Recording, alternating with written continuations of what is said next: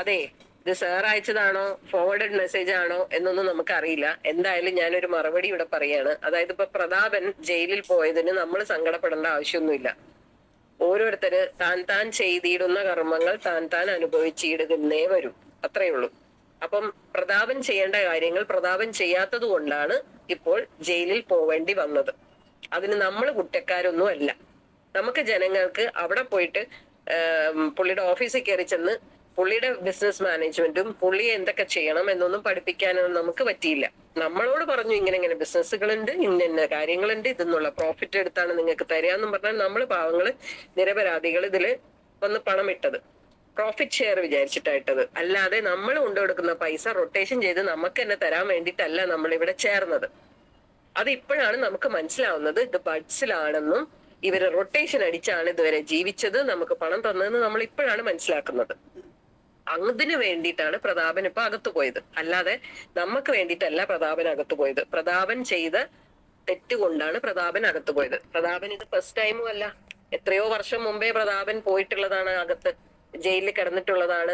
അന്ന് പ്രതാപൻ മനസ്സിലാക്കേണ്ടതായിരുന്നു, മനസ്സിലാക്കിയിട്ടുണ്ടാവാം എന്താണ് താൻ ചെയ്ത തെറ്റ്, എന്തുകൊണ്ടാണ് ഞാൻ അകത്ത് പോയത്, എന്തിന് അത് ചെയ്യേണ്ട, അപ്പൊ അതിന് തിരുത്ത് എന്താണ് ഞാൻ ചെയ്യേണ്ടത് എന്നൊക്കെ പ്രതാപൻ ആലോചിക്കേണ്ടതായിരുന്നു. അപ്പൊ ആദ്യത്തെ സംഭവിച്ചത് നമുക്ക് അബദ്ധം എന്ന് പറയാം, ചിലപ്പോ അറിവില്ലായ്മ കൊണ്ട് പറ്റിപ്പോയി എന്നൊക്കെ പറയാം. അത് കഴിഞ്ഞ് ജയിലിൽ നിന്നൊക്കെ തിരിച്ചു വന്ന ഒരാള് പിന്നെ ചെയ്യേണ്ടത് എന്താ? ഇനി ചെയ്യുന്ന കാര്യങ്ങൾ അങ്ങനെ ഒരു സ്റ്റേജിലേക്ക് ഞാൻ എത്താതിരിക്കാൻ വേണ്ടത് നോക്കി ചെയ്യണം. അതനുസരിച്ച് പ്ലാനിൽ ഒരു ക്ലിയറിറ്റി വരുത്തണം. അത് അനുസരിച്ച് പ്ലാനിങ് ചെയ്യണം എന്നൊക്കെ പ്രതാപനും തോന്നണ്ടേ, മനസ്സിലാവണ്ടേ? ഞാൻ കാരണം കുറെ ജനങ്ങളും കൂടെ ബുദ്ധിമുട്ടരുത്. അങ്ങനെ നിങ്ങൾ പറയുന്ന പോലെ ദൈവപരിവേഷമുള്ള പ്രതാപനാണെങ്കിലാണ് കേട്ടോ ഞാൻ ഇതൊക്കെ പറയണത്. അങ്ങനെയാണെങ്കിൽ പ്രതാപൻ എന്ന് പറഞ്ഞ വ്യക്തി ആലോചിക്കേണ്ടത്, ഞാൻ ഇനി ഒരു പ്ലാൻ ഉണ്ടാക്കുമ്പോൾ അത് ലീഗൽ ആയിരിക്കണം, ജനങ്ങൾക്ക് ഗുണപ്രദമായിരിക്കണം, സൊസൈറ്റിക്ക് ഗുണപ്രദമായിരിക്കണം, എനിക്കും നല്ലതിനായിരിക്കണം എന്നാലോചിച്ച് വേണം ഒരു പ്ലാൻ ചെയ്യാൻ വേണ്ടിയിട്ട്. അങ്ങനെ പ്ലാൻ ചെയ്ത് തുടങ്ങിയിരുന്നെങ്കിൽ, പുള്ളി പറഞ്ഞ കാര്യങ്ങളൊക്കെ അങ്ങനെയായിരുന്നു. സൂപ്പർ മാർക്കറ്റ്, അതിന്റെ കൂടെ ഫാം, പിന്നെ വേറെന്തൊക്കെയാ, അയ്യോ എനിക്ക് എന്നെ ഓർമ്മ കിട്ടുന്നില്ല, മാട്രിമോണി, പിന്നെ ഇല്ലാത്തൊന്നുമില്ല, എന്തൊക്കെ ആയിക്കോട്ടെ, വോട്ടെവർ, കുറെ ബിസിനസ്സുകൾ, ഇതൊക്കെ പുള്ളി കറക്റ്റ് ആൾക്കാരെ വെച്ച് ആ ബിസിനസ്സിലൊക്കെ ഒരു കോൺസെൻട്രേഷൻ കൊടുത്ത് ചെയ്തിരുന്നെങ്കിൽ അതിനൊക്കെ പ്രോഫിറ്റ് വരുമായിരുന്നു. ആ പ്രോഫിറ്റ് എങ്കിലും കാണിക്കാണ്ടായിരുന്നു. ഇത് സൂപ്പർ മാർക്കറ്റിലെ സെയില് പോലും ശ്രദ്ധിച്ചിട്ടില്ല.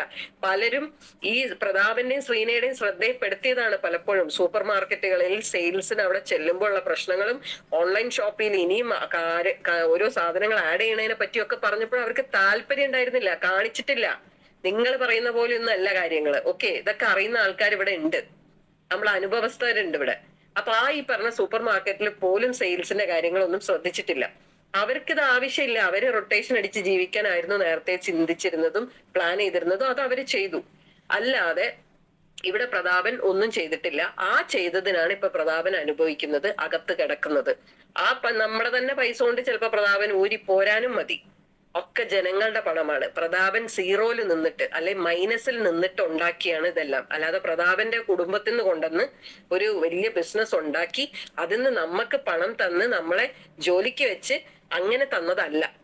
സീറോയിലോ മൈനസിലോ നിന്ന് ഒരു നെറ്റ്വർക്ക് മാർക്കറ്റിംഗ് കമ്പനി തുടങ്ങിയിട്ട് നമ്മളെ കൊണ്ട് 10,000 ആദ്യം 800 തുടങ്ങി, അതിന്ന് പിന്നെ 10,000 ഐഡിയിലേക്ക് മാറ്റി, അത് പിന്നെ 5 ലക്ഷത്തിന്റെയിലേക്ക് മാറ്റി, ഓരോന്നും ജനങ്ങളായ നമ്മളെ കൊണ്ട് നമ്മളെ കഴുതകളെ പോലെ പണിയെടുപ്പിച്ച് നമ്മളെ മണ്ടന്മാരാക്കി നമ്മളെ കൊണ്ട് പണം വരുത്തിച്ച് ആ പണം കുറേശ്ശെ നമുക്ക് ഷെയറും തന്ന് ബാക്കി കൊണ്ട് സുഖിച്ച് ജീവിച്ച് ബാക്കി സേവ് ചെയ്ത് പല രാജ്യത്തിലേക്ക് ഇപ്പൊ കടത്തിയിരിക്കുന്ന പ്രതാപനെയാണ് ED അറസ്റ്റ് ചെയ്തിരിക്കുന്നത്.